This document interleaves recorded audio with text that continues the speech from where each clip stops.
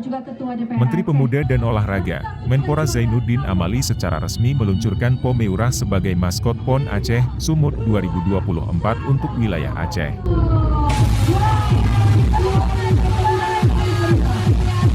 Peluncuran dilakukan secara simbolis di lapangan Belang Padang, Banda Aceh.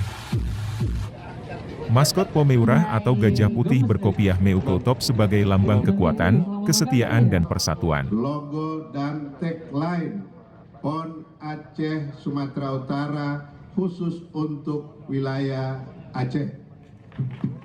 Menpora mengatakan, peluncuran tersebut sebagai penanda bahwa Aceh, Sumatera Utara merupakan tuan rumah penyelenggaraan perlombaan olahraga terakbar se-Indonesia. Karena PON digelar di 2 provinsi maka maskot PON juga dibagi 2. Untuk wilayah Sumatera Utara, maskot PON berwujud harimau Sumatera yang diberi nama Matra. PON 21 Aceh Sumut akan dibuka pada 8 September 2024 di Aceh. Sedangkan penutupan akan berlangsung di Sumatera Utara pada 20 September.